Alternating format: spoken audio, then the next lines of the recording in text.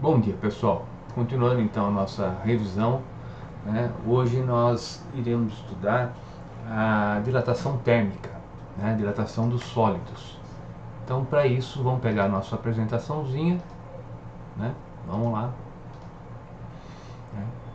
Então, a gente tinha visto dilatação linear, né? Dilatação linear dos sólidos. Então, a dilatação, veja, que se tem um objeto que tem um comprimento L0, você varia a temperatura e ele tem uma variação de comprimento ΔL.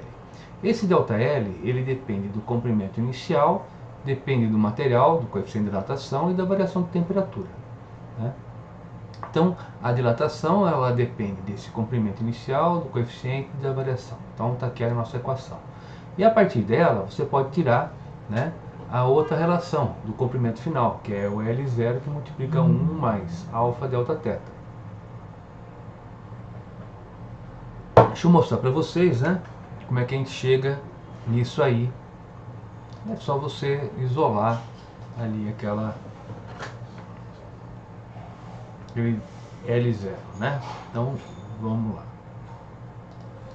Então, você tem aqui o seguinte, ó, delta L é o L0 alfa delta teta. Então, L menos L0, que é o L0 alfa delta teta. Então, o comprimento final L é o L0 que eu estou passando para cá, mais L0 alfa delta teta. Vamos colocar em evidência, então L é L0 que multiplica 1 mais alfa delta teta. Tá? Então, quem sabe uma equação sabe a outra também, né? Saiba uma das duas. Bom, memorize isso aí porque acaba sendo útil para a gente poder trabalhar, tá? Bem, além disso, você pode observar aí, né, qual é a unidade do coeficiente de dilatação, né? Então, você isola aqui quem é esse alfa, né? Ó, tem aqui a equaçãozinha. Você vai ver que não importa a unidade do comprimento, o que importa é a unidade de temperatura. Então vai ser grau Celsius elevado a menos 1. É o recíproco do grau Celsius. O recíproco é o que? É o inverso. Tá? Bem, então nós temos que a unidade do coeficiente de dilatação vai ser ou grau Celsius elevado a menos 1 ou Kelvin a menos 1. Agora, a ordem de grandeza dele vai estar variando, via de regra, de 10 a menos 6 até no máximo 10 a menos 4, aqui no caso do galho, mas na maior parte das vezes 10 a menos 6 a 10 a menos 5. Então aqui na tabelinha você pode estar observando, né, você tem ali, né, o coeficiente de dilatação variando, né, de 6 vezes 10 a menos 7, né, aí vai aumentando, veja aqui o vidro pirex, o vidro assim por diante, até chegar no galho que vai ser de 1,2 vezes 10 a menos 4. Tá? Mas a maior parte dos materiais está nessa faixa que eu falei aqui para vocês. Aproveitando que tem aqui a tabelinha, repare o seguinte, ó, vidro pirex, coeficiente de 3,2 vezes 10 a menos 6, vidro comum, da ordem de 9 vezes 10 a menos 6. Então, por que o vidro pirex ele aguenta melhor uma variação de temperatura do que o vidro comum? Bem, porque o coeficiente de dilatação dele é menor. Sendo menor, a dilatação vai ser menor. E aí você vai ter um estresse menor no material. Ou seja, na hora que ele dilata, você não vai ter uma variação muito grande, isso não provoca tensões internas muito grandes e, portanto, ele não estoura. Na verdade, ele estoura, né? Se você variar muito a temperatura, vai ter uma variação de volume considerável, e aí pode ser que ele acabe, né, sofrendo um partinho, né? Ou ainda quando você aquece uma parte dele, a outra não. Então você tem o vidro quente, você coloca, por exemplo, numa superfície fria, aquela parte contrai, o resto não, e aí ele acaba estourando, né? Mas vamos voltar aqui para o nosso, né, nosso assunto. Então, dilatação linear, a gente já viu a equaçãozinha, são duas equações, a da dilatação e o comprimento final, e agora a dilatação superficial. Então, primeiro, toda dilatação ela é volumétrica. Agora, quando eu digo dilatação linear, é que eu estou preocupado em estudar uma dimensão. Quando eu falo dilatação superficial, eu estou estudando alguma coisa relacionada com duas dimensões. Então, a área, por exemplo, né? Repare, a variação da área é a área inicial vezes um coeficiente, o beta, vezes a variação de temperatura. Esse beta ele vale 2 vezes o alfa. E a área final vai ser o que? A área inicial que multiplica 1 mais beta delta teta. Então as equações são análogas, são similares. Quem sabe uma sabe a outra também. Veja, para dilatação volumétrica é a mesma estrutura matemática. Variação de volume é o volume inicial, gama delta teta. Volume final, volume inicial, que multiplica 1 mais gama delta teta. Tá? Então, quem conhece as equações aqui, tá? Quem sabe uma, sabe a outra também. Qual a relação do gama com o alfa? O gama é 3 vezes o alfa. Tá? Então, veja. Então, aí as equações, vamos partir para exemplo. Tá bom? Então, pegando aqui o primeiro caso, veja, ó. O gráfico a seguir apresenta uma variação em milímetros do comprimento de uma barra, tamanho inicial de 1 metro. Qual o valor do coeficiente de dilatação da térmica linear do material? Então, você tem aí um gráfico. Vamos fazer isso aí. Deixa eu mostrar para vocês. Fazer aqui na mesa, acho que consigo fazer o desenho do gráfico, vamos ver. Difícil escrever aqui, viu? Ainda pelo menos não peguei o jeito não. Normalmente eu prefiro a lousa comum. Pelo menos para mim é mais fácil. Mas vamos lá, ó. Como você pode perceber, não fica tão bonito quanto na lousa. Mas vamos lá, tem aqui, isso aqui o que é? 15. Então aqui eu tenho a variação em milímetro, e aqui eu tenho a variação de temperatura.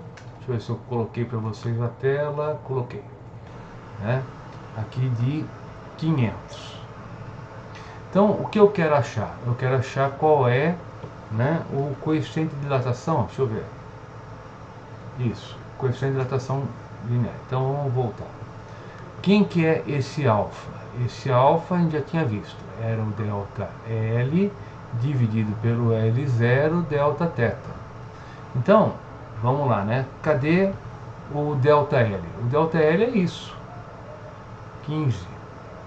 15 o quê? Milímetros. Tá? Dividido por quem? Dividido pela variação de temperatura, que é de quanto? 500 graus Celsius. Tá? Aqui eu tenho temperatura, em graus Celsius. Tá? Então, pegando essa equação, o que eu tenho?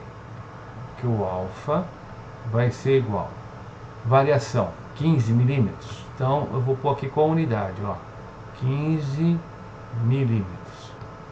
Aí depois eu tenho aqui, deixa eu até fazer o seguinte, vamos tentar usar as cores. Ó, ali não está L0. Qual o valor do L0? Ele falou que era de 1 metro. Tá? E multiplico pelo delta teta, que é de 500. 500 o que? Graus Celsius aqui. Então agora, repare, eu estou usando as próprias unidades, e aí fica mais fácil da gente perceber o que importa. Ó, aqui eu vou ter 15 vezes 10 a menos 3. Estou passando o 15 milímetros para metro. Então ficou aqui 1 metro. E agora eu tenho aqui os 500. Então isso vai ser igual a quanto? Vamos lá. Vou simplificar por 5. Aqui vai dar 3. Por 5, isso aqui vai dar 100. Então isso vai dar, no final, 3 vezes 10 elevado a quanto? 10 a menos 3 dividido por 100, 10 a menos 5 graus Celsius a menos 1. Então encontrei o valor do alfa. Tá? Então repare que você pode trabalhar com as unidades na hora que você tem uma equação. A equação ela é válida, não só para os valores numéricos, mas também para as suas unidades. Tá? Então está feito aí esse exercício, que você encontra o material lá no Swap, e agora vamos partir para o outro. Então a figura ela mostra um disco, um anel, E você tem que o raio interno é R, R minúsculo. O raio maior, R maiúsculo. E ele quer saber o seguinte: quando você varia a temperatura, vai variar a proporção entre esses raios, que ele fala que a uma temperatura de 20 graus Celsius, o maior é o dobro do menor, né? Então vamos lá, vamos ver se a gente faz isso aqui, tentar fazer na mesa, que eu acho que fica mais fácil para você acompanhar, apesar da minha letra aqui ser bem pior, tá? Então vamos lá, o que eu tenho, né? Deixa eu passar aqui na tela para vocês, senão... Isso. Então o que eu tenho aqui é o seguinte, ó. Eu tenho aqui o raio final, quem que é? É o raio inicial, que multiplica 1 mais alfa delta teta. Já o raio menor final vai ser o raio inicial, que é R, 1 mais alfa delta teta. Então, Rão, né, é o raio externo, R, o raio interno, né? Então, vamos dividir um pelo outro. Você vai ter que o raio final externo dividido pelo raio inicial interno vai ser igual, vamos lá, Rão, que multiplica 1 mais alfa delta teta, R, que multiplica 1 mais alfa delta teta. Como você pode perceber, ó, essa parte e essa, né, você pode simplificar. E, portanto, né, essa relação, ele falou quanto valia? Isso valia o quê? 2. Então não muda, né? Você pode variar a temperatura quanto for, a relação entre eles continua sendo de 1 para 2, tá? Então, tá feito aí. Vamos pegar o próximo exemplo. 100 gotas idênticas no líquido ocupam o volume de 1 centímetro cúbico. A 60 graus Celsius, o volume ocupado pelo líquido passa a ser de 1,01. Então, calcule a massa de uma gota, né? E aquilo lá é o volume de 100, sabendo que a densidade é de 0,9. Tá? Então, vamos lá, vamos ver se eu faço aqui, se fica melhor para você enxergado aqui naquela luzinha que eu tenho.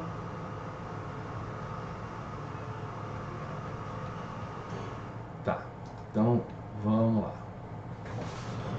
Você sabe que densidade é a relação entre massa e volume, e portanto massa é densidade vezes volume, né? Então a massa, estou fazendo o item A, hein? Tá, estão acompanhando aí, né? Então, massa vai ser o que? Vai ser o 0,9. O volume ele deu é de 1. Deixa eu até colocar aqui para vocês o seguinte, ó. 0,9 o que? É gramas por centímetro cúbico. E o volume é de 1 centímetro cúbico. Então, você pode simplificar, né? E você vai ter que a massa das 100 gotinhas é de 0,9 gramas, tá?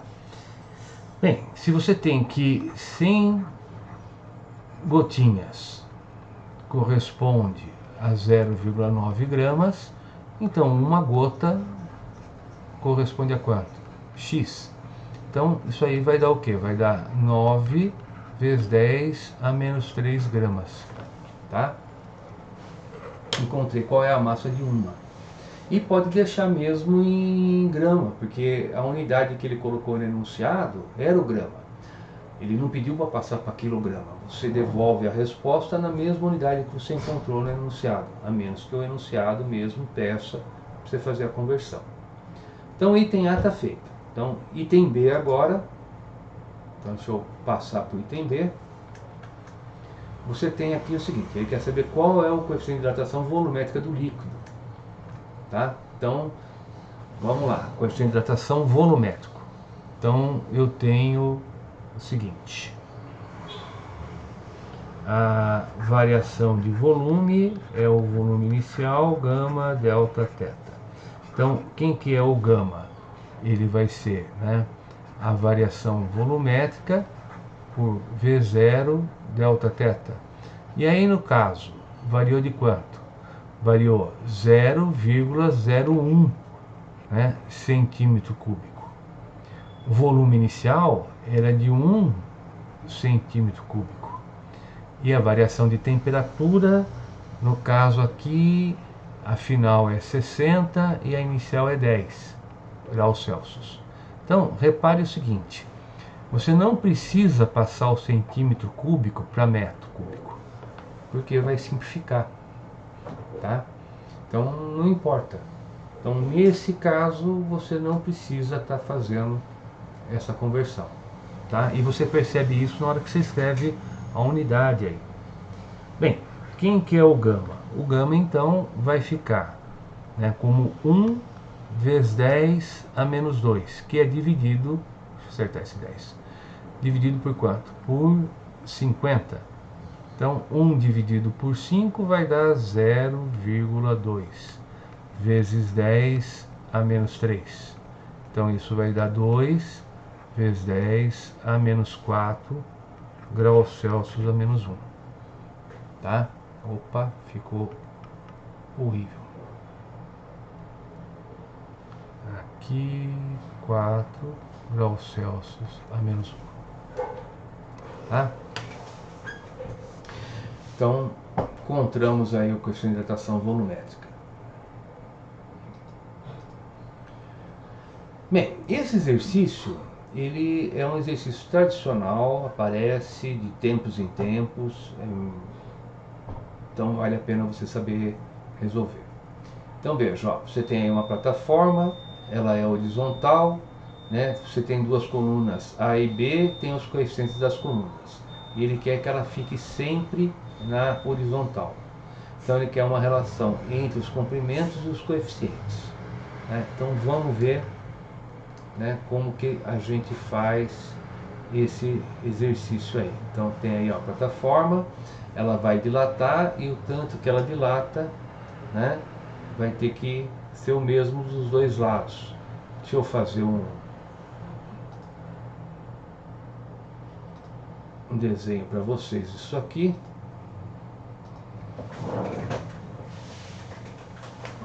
então aqui você tem coluna A, aqui você tem coluna B, então vamos imaginar que aqui é o terreno e aqui está a plataforma P, né?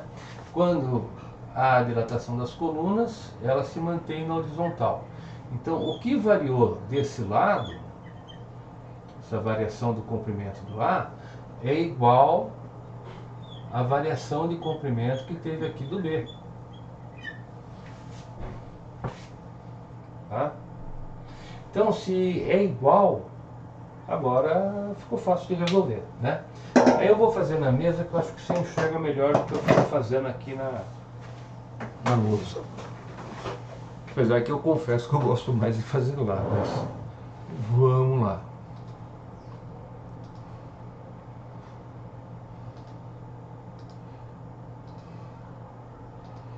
Então, o que a gente mostrou? Que o ΔL que você tem do A é igual ao ΔL que você tem do B. E isso é o que? É o comprimento LA, alfa A, delta θ. E isso é igual a LB, alfa do B, delta θ. Né? Então, a variação de temperatura é a mesma para os dois lados. Como ele quer a relação entre LA e LB, isso vai ser igual a alfa B dividido pelo alfa A. Tá? Então, a resolução matemática é tranquila, né? Você põe que a dilatação é a mesma, né? Escreve o que é a dilatação e equaciona, né? Tá feito.